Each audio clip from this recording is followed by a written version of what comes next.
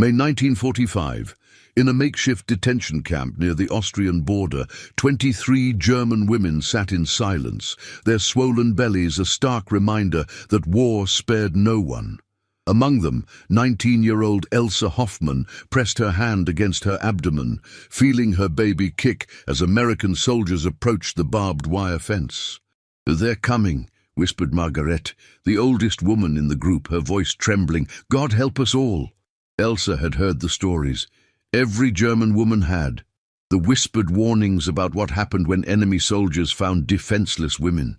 Her husband Klaus had made her promise to protect their child, no matter what, before he disappeared into the chaos of Berlin's fall. "Stay calm," Elsa said, though her own heart hammered against her ribs. "We have no choice." The gate creaked open. 3 American soldiers entered, their boots crunching on the gravel. The women instinctively moved closer together, forming a protective circle. Elsa noticed the youngest soldier couldn't have been more than 20, his face still soft with youth despite the uniform. "Ma'am," the lead soldier said, addressing Margaret. His German was broken but understandable. "We need to know. How many of you are expecting? When are the babies due?" Margaret's eyes widened. "Why do you ask this?" The soldier exchanged glances with his companions. "Just answer, please." 15 of us, Margaret finally said. "Some within weeks, some months away." The soldier nodded slowly, writing something in a small notebook. Elsa watched his face, searching for cruelty, for the violence she'd been warned about. Instead, she saw something that confused her more than anything: concern. "Any complications? Anyone sick?" "We're all hungry," Elsa heard herself say, her voice stronger than she felt. My baby moves less each day." The soldier's jaw tightened. He turned to his companions and spoke rapid English that Elsa couldn't follow. Then he looked back at her, and for a moment, their eyes met. "What's your name?" "Elsa. Elsa Hoffmann." "How old are you, Elsa?" 19. Something flickered across his face. He closed the notebook and straightened his shoulders. "We'll be back tomorrow morning. Early." As the soldiers left, Margaret grabbed Elsa's arm. "Why did you speak to them? Why did you tell them about the baby?" "I don't know," Elsa whispered, watching the soldiers disappear beyond the fence. "But did you see his face when I told him?" "What about it?" "He looked angry, but not at us." That night, Elsa couldn't sleep.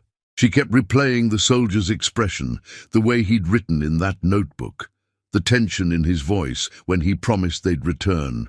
Her baby kicked weakly, and she sang the lullaby her mother had taught her, wondering what tomorrow would bring. The next morning arrived with unexpected sounds. Elsa woke to the rumble of trucks and urgent voices speaking English. She struggled to her feet, her back aching from sleeping on the thin mattress, and moved to the window of the converted barn where they were housed. "Mein Gott!" Margarete breathed beside her. "What is this?" 4 military trucks had parked outside the fence. Soldiers were unloading wooden crates, their movements quick and purposeful. The same young soldier from yesterday was directing the operation, pointing and gesturing as others carried the boxes toward the camp entrance. "Everyone back!" a guard shouted in German. "Away from the door!" The women retreated, clustering together as the door swung open. 6 soldiers entered, carrying the crates. The lead soldier from yesterday, Elsa had heard another call him Sergeant Morrison, stepped forward. "We brought supplies," he said in his halting German. "Medical supplies. Food. Milk." "Milk?"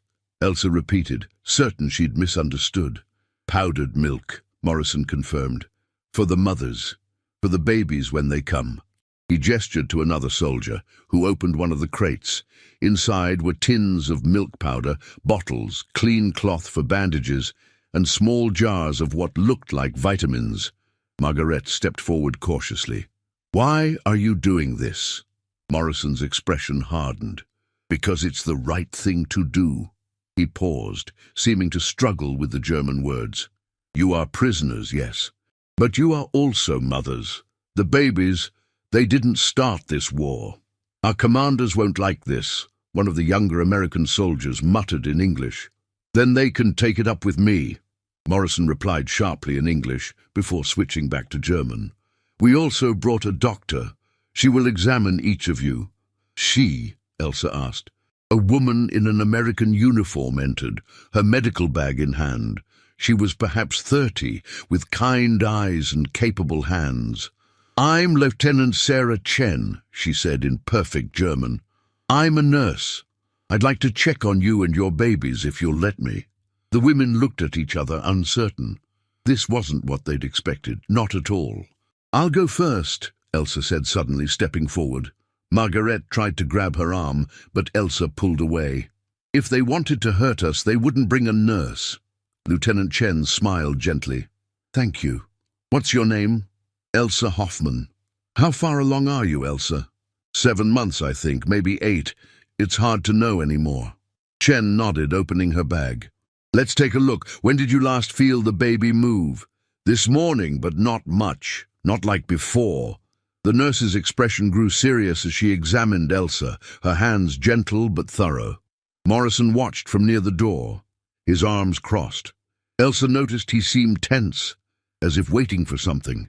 "You're malnourished," Chen said finally. "The baby is small, too small." She turned to Morrison. "She needs protein, real food, not just bread and water." "Can you make a list?" Morrison asked. "Everything they need?" "It'll be a long list, Sergeant." "I don't care. Make it." Elsa stared at him, confusion mixing with something she didn't dare name. Hope, perhaps. "Why?" she asked in halting English. "Why you help?" Morrison looked at her for a long moment. "My sister," he said slowly in German. "She died having a baby, back home in Ohio. The doctor came too late." His voice roughened. "I couldn't help her, but maybe I can help you." 3 days passed, and the camp transformed in ways Elsa couldn't have imagined. The American soldiers brought food, real food, not the watery soup and stale bread they'd survived on. Eggs, cheese, fresh bread, vegetables, and milk, so much powdered milk that Lieutenant Chen joked they could open a dairy. "Drink it slowly," Chen instructed Elsa, watching as she sipped the warm milk. "Your stomach needs time to adjust." Elsa nodded, savoring every drop. Already she felt stronger. The baby had started moving more, responding to the nourishment, but with the physical relief came a deeper confusion that kept her awake at night. "I don't understand them," she confessed to Margaret one evening. "We're the enemy. Our husbands, our brothers, they fought against these men, maybe killed their friends. And yet they bring us milk," Margaret finished. She was knitting a small blanket from yarn Chen had provided, her fingers working automatically. "My son is fighting somewhere, or was fighting. I don't know if he's alive." She paused. "These American boys, they're someone's sons too. Does that make it right? What we did, what Germany did?" Margaret's hands stilled. "No, child. Nothing makes that right. But maybe—" She looked at Elsa with tired eyes. "Maybe this is what happens when the killing stops. We remember we're human." The barn door opened, and Morrison entered with another soldier. "Elsa Hoffman?" Elsa's heart jumped. "Yes? We need to move you, you and 3 others, the ones closest to delivery." Fear spiked through her. "Move us where?" "To a real hospital in town. The Austrian civilians, they're not happy about it, but Lieutenant Chen says you need better facilities." He saw her expression and added quickly, "You're not in trouble. This is for the babies." "The Austrian people hate us," Elsa said quietly. "We occupied their country." "Yeah, well, they'll have to deal with it." Morrison's tone was firm. "Get your things. The truck leaves in 20 minutes. As Elsa gathered her few possessions, a photograph of Klaus, a letter from her mother, the small blanket Margaret had been making, her hands trembled. A hospital, real medical care, for her baby. "Elsa," Margaret called softly, "take this."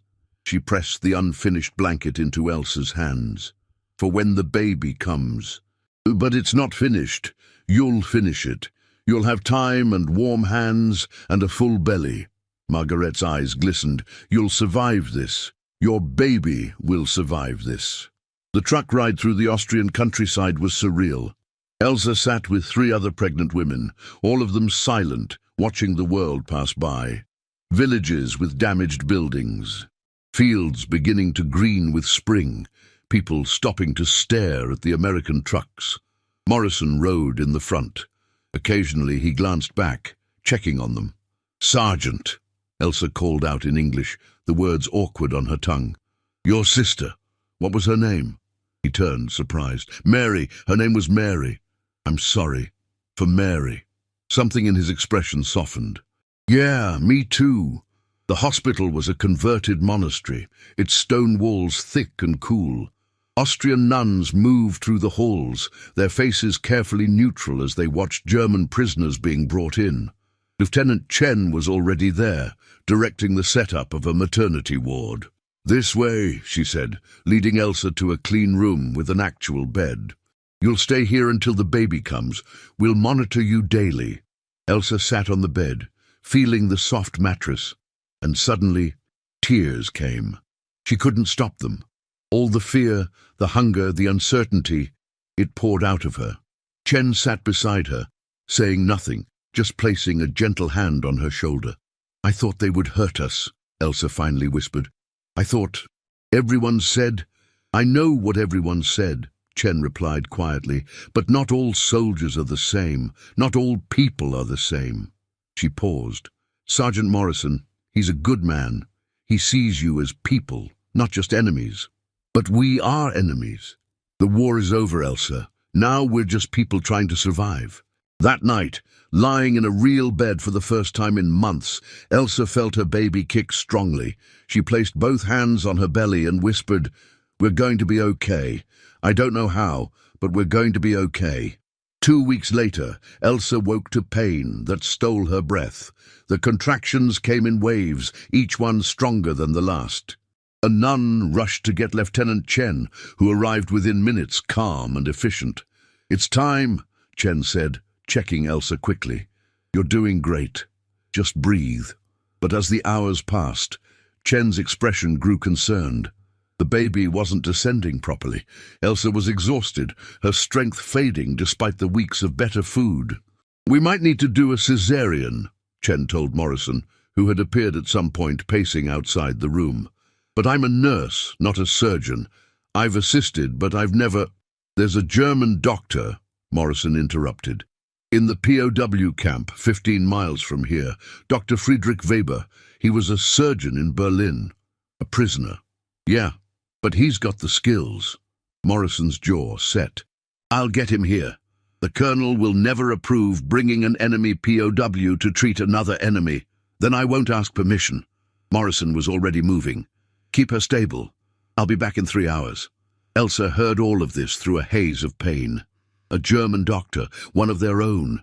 The irony wasn't lost on her, an American soldier breaking rules to save a German baby. Chen stayed beside her, wiping her forehead, encouraging her. "Hold on, Elsa, just hold on." Time became meaningless. Pain and fear blurred together.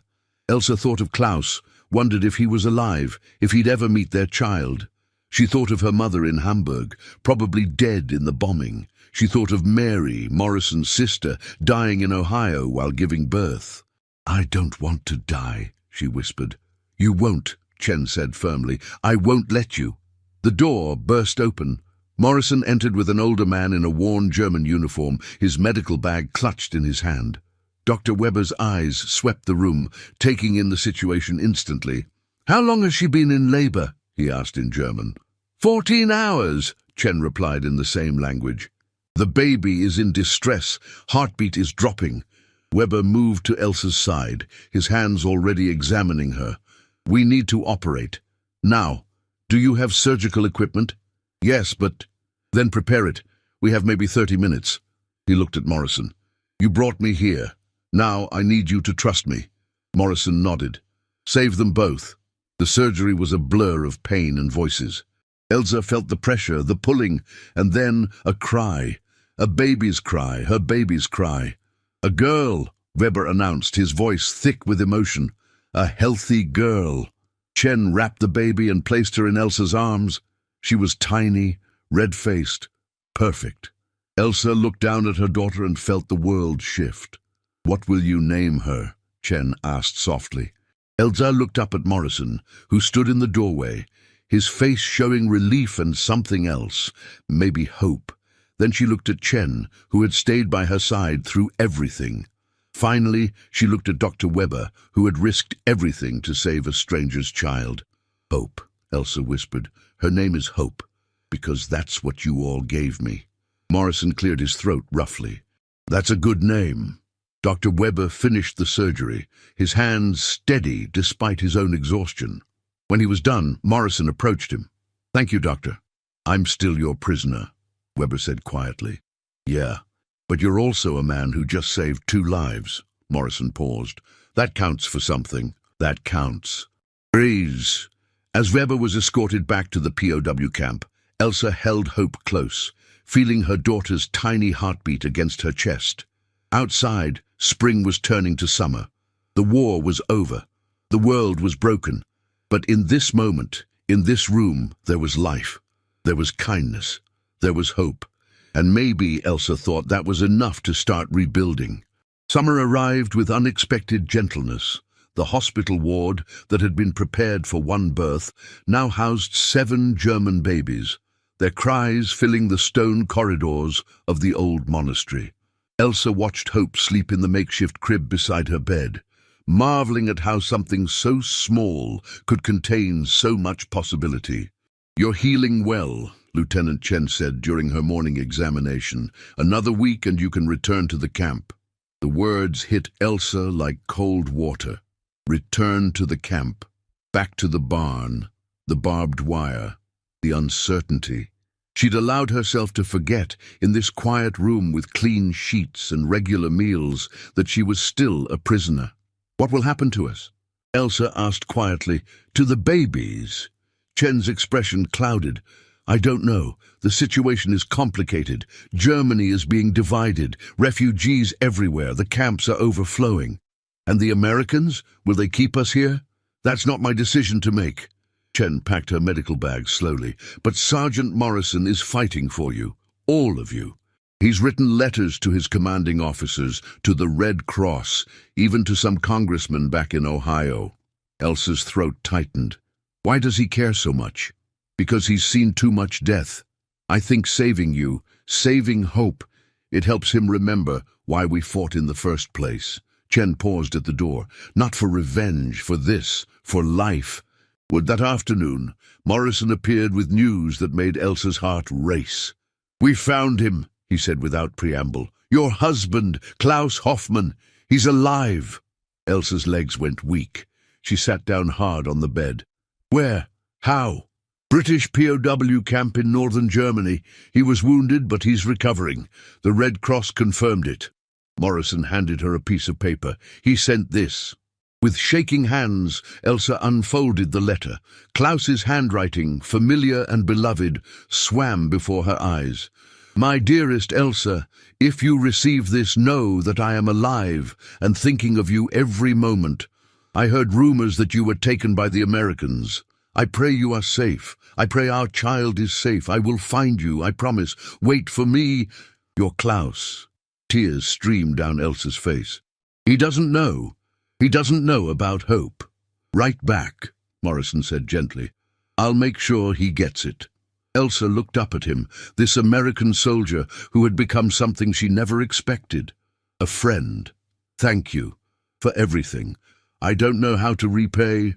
"You don't need to repay anything." Morrison's voice was firm. "Just take care of that baby. Raise her to be better than we were. That's payment enough." Over the next days, Elsa wrote and rewrote her letter to Klaus, trying to capture everything that had happened. The fear, the unexpected kindness, the birth of their daughter. She told him about Morrison and Chen, about Dr. Weber, about the milk and medicine that had saved their lives. "I named her Hope," she wrote, "because in the darkest moment, that's what these strangers gave us. Hope that the world could be different. Hope that enemies could become human to each other again." But as she sealed the letter, a commotion erupted in the hallway. Raised voices, angry and sharp. Morrison's voice, defensive. Another man's voice, cold with authority. Chen burst into the room, her face pale. "Get Hope, now." "They're moving you." "Who? Where?" "Colonel's orders. All German prisoners are being transferred to a larger facility. Today. Immediately." Elsa's hands trembled as she gathered Hope into her arms. "But the other babies, they're too young to travel." "I know. Morrison is trying to delay it," but the door opened. A different American officer entered, his uniform crisp, his expression hard. Behind him, Morrison stood with clenched fists, his face flushed with anger.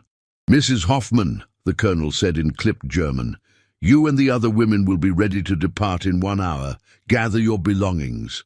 "Sir, these women just gave birth," Morrison protested. "Some of them less than a week ago. They're not strong enough." "That's not our concern, Sergeant. We're not running a charity hospital. These are enemy nationals, and they need to be processed through proper channels." "Proper channels?" Morrison's voice rose.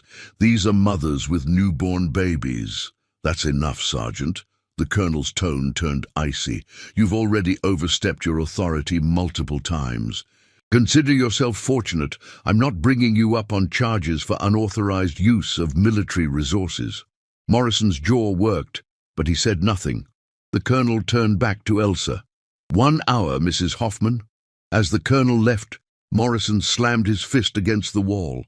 "Damn it, I'm sorry, Elsa. I tried—" "I know," Elsa said softly, holding Hope closer. "You did more than anyone could expect, more than we deserved." "Don't say that. You deserved basic human decency. That's not something you have to earn." Chen appeared with a bag. "I packed supplies. Formula, bottles, bandages, medicine. It's not much, but it's something." Her eyes were bright with unshed tears. "I'm so sorry." The hour passed too quickly. Elsa found herself in a truck with the other mothers, their babies crying in the heat. Margaret was there too, having been brought from the main camp to help with the infants. "Where are they taking us?" one of the younger women asked, her voice panicked. "I don't know," Margaret said, "but we have each other, and we have our children. That's something." As the truck pulled away, Elsa looked back. Morrison stood watching, his hands in his pockets, his shoulders slumped. Chen stood beside him, wiping her eyes. They had tried. Against orders, against protocol, against the easy hatred that war bred, they had tried to help. Hope whimpered in Elsa's arms, and she began to sing softly, the same lullaby her mother had taught her. Around her, the other mothers joined in, their voices blending in the back of the military truck as it carried them toward an uncertain future. The new facility was exactly what Elsa had feared. A massive camp surrounded by high fences and guard towers, filled with thousands of German prisoners. Women, children, elderly men, all crammed together in long barracks that offered little privacy and less comfort. "At least we're together," Margaret said, trying to find something positive as they were assigned to a crowded barracks. "The babies, the mothers, they kept us together." It was true, but small comfort. The conditions were harsh. Food was scarce again. Medical care was minimal. The American soldiers here weren't cruel, but they weren't Morrison either. They were tired, overwhelmed, just trying to manage an impossible situation. Elsa rationed the formula Chen had given her, making each bottle last as long as possible. She watched Hope constantly, terrified that her daughter would sicken in this place. Around her, other babies cried from hunger, from heat, from the general misery of the camp. "My milk dried up," one young mother sobbed. "I can't feed my son. What do I do?" Elsa shared her formula, though she knew it wouldn't last. Other mothers did the same, pooling their meager resources. They took turns caring for the babies, singing to them, trying to create some sense of normalcy in the chaos. Weeks passed. Summer heat turned the barracks into ovens. Elsa's letter to Klaus had never been sent. Morrison wasn't here to ensure its delivery.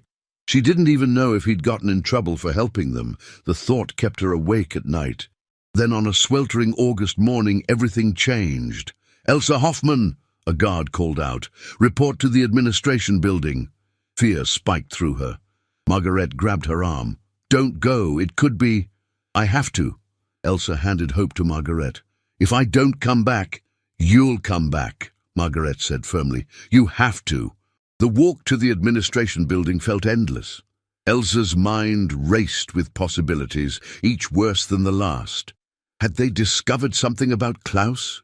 Was she being separated from Hope? Deported? But when she entered the office, she stopped dead. Morrison stood there in a fresh uniform, his face breaking into a smile when he saw her. "Sergeant Morrison?" Elsa's voice came out as a whisper. "I got transferred," he explained quickly. "Requested it, actually. Pulled every string I had." He gestured to a woman beside him, middle-aged and kind-faced.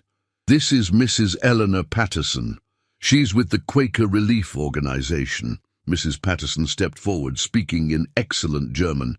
"Mrs. Hoffman, we've been working to relocate nursing mothers and their infants to better facilities, places where you can receive proper care, where the babies can thrive." "I don't understand," Elsa said. Morrison's smile widened. "We're getting you out of here. You, Hope, and 15 other mothers with infants. There's a displaced persons camp in Bavaria. It's not perfect, but it's better than this. Real housing, medical care, enough food."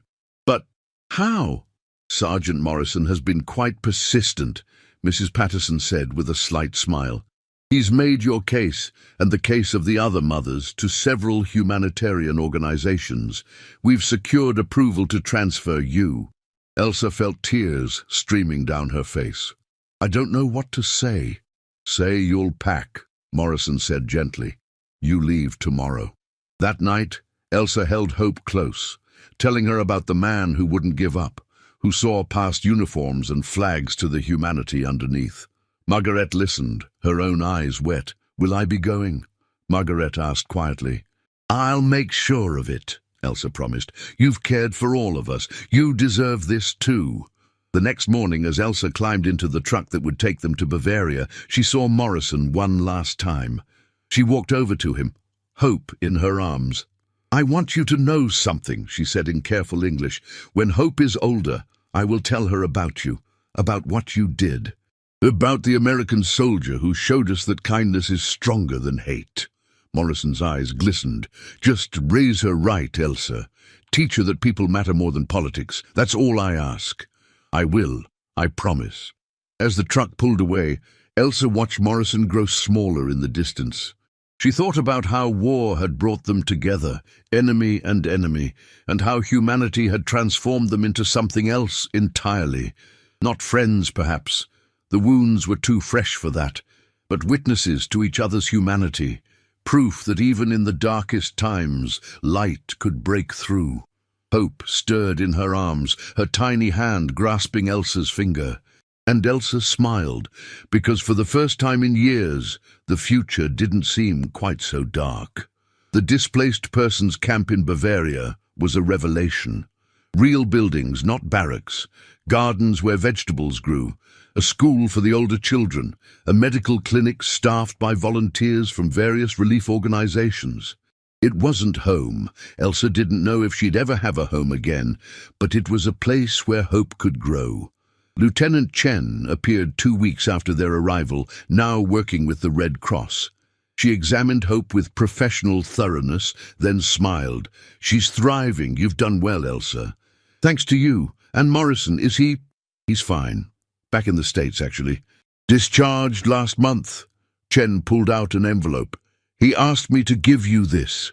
Elsa opened it with trembling hands. Inside was a photograph. Morrison with his family in Ohio, his arm around a woman who must be his wife, 2 small children at their feet. On the back, he'd written in simple German, "This is what we were fighting for, not to destroy, but to protect. I hope you and Hope find your own version of this. Be well, James Morrison." "James," Elsa murmured. "I never knew his first name." "He never knew yours was Elsa Marie," Chen replied. "Funny how we can save each other's lives and still be strangers in some ways." But they weren't strangers, not really. They were connected by something deeper than names or nations, by the choice to see humanity in the face of the enemy, to offer help when hatred would have been easier. Months passed. Autumn turned to winter, then winter to spring. Hope learned to smile, then to laugh, then to roll over. Elsa found work in the camp, helping to organize the distribution of supplies. She made friends among the other displaced women, all of them trying to build new lives from the rubble of the old. And then, on a bright May morning exactly 1 year after Hope's birth, a man appeared at the camp gates. He was thin, limping slightly, his face weathered by hardship, but Elsa would have known him anywhere. "Klaus," she breathed. He saw her and broke into a run, his limp forgotten. They collided in an embrace that felt like coming home after a long, dark journey. He was crying, she was crying, and between them, Hope began to cry too, startled by the commotion. "Is this—" Klaus pulled back, staring at the baby in Elsa's arms. "This is Hope, your daughter." Klaus took Hope gently, his hands shaking. He looked at her with wonder, with love, with the kind of awe that only a parent seeing their child for the first time can feel. "She's beautiful. She's perfect. She's alive because of an American soldier," Elsa said quietly, "because he chose kindness over hatred." That night, as they sat together in the small room Elsa had been assigned, she told Klaus everything. About Morrison and Chen, about Dr. Weber, about the milk and medicine and the hospital where Hope was born, about the colonel who tried to move them too soon and Morrison's transfer to continue helping, about the photograph and the message. Klaus listened in silence, his arm around her shoulders, Hope sleeping peacefully between them. When she finished, he was quiet for a long time. "I spent a year hating them," he finally said. "The Americans, the British, all of them. Hating them for winning, for defeating us, for everything we lost." He looked down at Hope. "But they saved my daughter. They saved my wife. How do I reconcile that?" "I don't know," Elsa admitted. "I don't know if we're supposed to reconcile it. Maybe we're just supposed to remember it. Remember that even in war, even when everything tells us to hate, some people choose differently. This soldier, Morrison, I owe him everything. We both do, and the only way to repay him is to do what he asked. Raise Hope to be better than we were, to teach her that people matter more than politics." Klaus nodded slowly. "Then that's what we'll do." The years that followed were hard. Germany was divided, the world was changing, and displaced persons like Elsa and Klaus had to fight for every opportunity. But they survived. They found work, eventually secured passage to America through a refugee program, and built a new life in a small town in Pennsylvania. Hope grew up hearing the story of her birth, of the American soldier who brought milk and medicine when everyone expected cruelty. She grew up knowing that her life was a gift, purchased not with violence, but with compassion.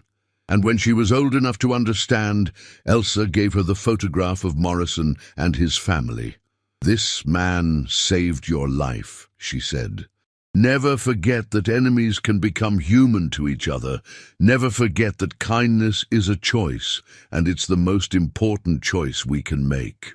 30 years later, Hope Morrison Hoffman, she'd taken Morrison's name as her middle name when she became an American citizen, stood in a small town in Ohio, her own children beside her. She'd spent months tracking down James Morrison, the man whose kindness had given her life.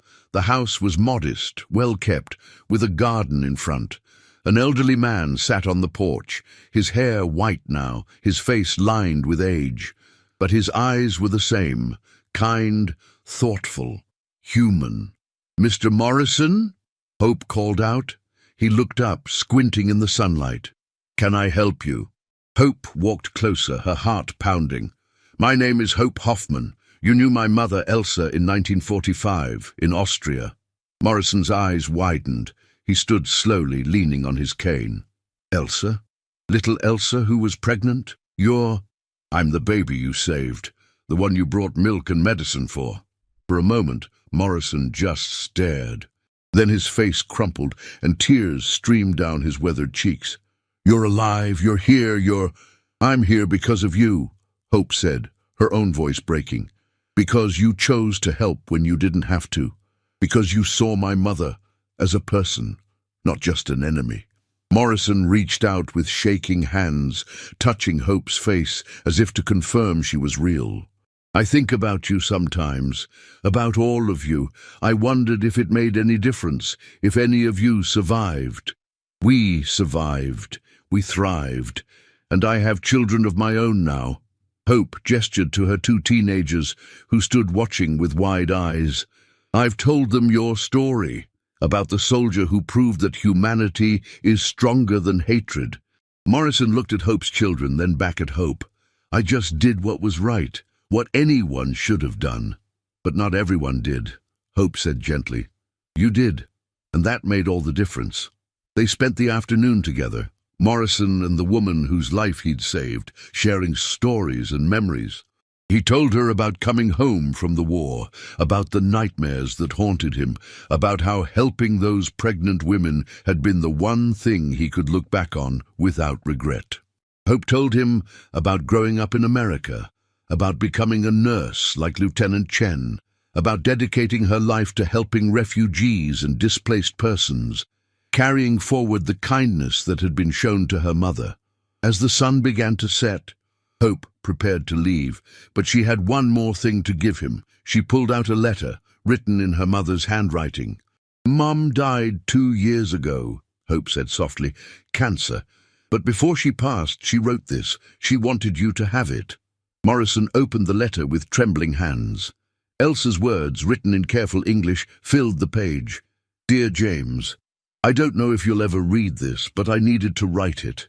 You saved my life and my daughter's life, but you did something more important. You saved my faith in humanity. In the darkest moment of history, you showed me that people can choose kindness over cruelty, compassion over hatred. You taught me that our worst moments don't have to define us, that we can always choose to be better. Hope grew up knowing your story. She became a nurse because of you, dedicating her life to helping others the way you helped us. Your kindness didn't just save 2 lives, it rippled forward, touching hundreds more. Thank you, James Morrison. Thank you for seeing us as human. Thank you for bringing milk and medicine when we expected only punishment. Thank you for being the kind of man who makes the world better, even in the smallest ways. You were my enemy, but you became my proof that enemies are just people who haven't yet recognized their shared humanity. With eternal gratitude, Elsa Hoffman.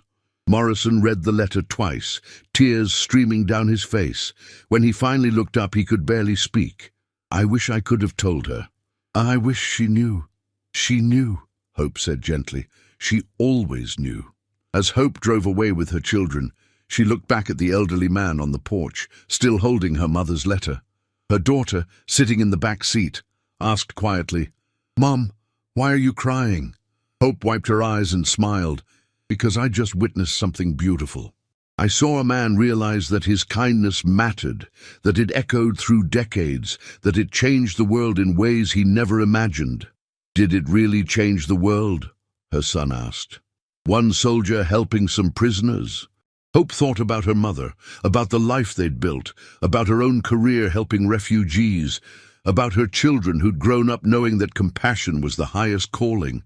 She thought about all the lives she'd touched, all the people she'd helped, all because one soldier had chosen kindness over hatred. Yes, she said firmly, it changed the world. Maybe not the whole world, but our world, and sometimes that's enough. The car drove on through the Ohio countryside, carrying forward the legacy of a moment in 1945, when enemies became human to each other, when milk and medicine became symbols of hope, when one man's choice to help proved that even in the darkest times, light can break through. And somewhere, in the fading light of that spring evening, the echo of that choice continued to ripple forward, touching lives yet to come, proving that kindness is never wasted, that humanity always matters, and that the smallest acts of compassion can change everything.